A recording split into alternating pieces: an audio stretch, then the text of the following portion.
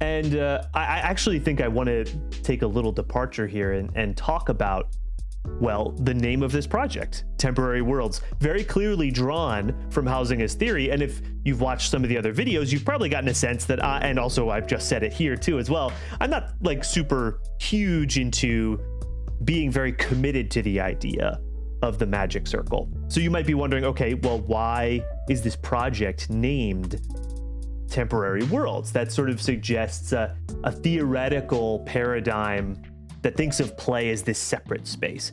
And for me, I came up with this name for this project because I was rereading old texts, old quotes that I had about play in games, searching for something to call this project. And I think I read that paragraph by Huizinga that we read in Conway's article. There's something actually interesting in there that Huizinga does not want to teach us, I think, right? He says that there's real meaning and there's real importance and value in this sort of illusory world of play, right? As I have here on the right, we pledge ourselves to an illusion. That there's the freedom of play is to choose to pretend as if play matters. And that to me was really an interesting concept.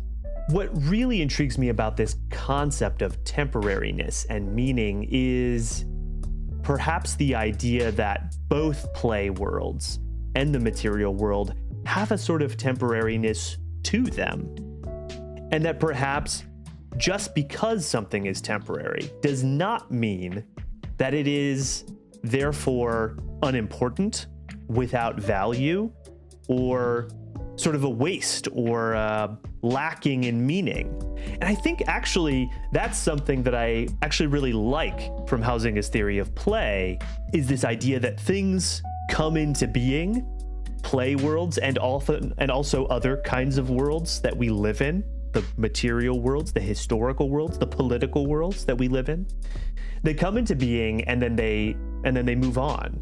And can games, and this is an open question for me, I do not know if this is the case, but it is something I wish to explore through this project. Can games and play, and thinking about games and play, teach us something about the temporary material worlds that we live in?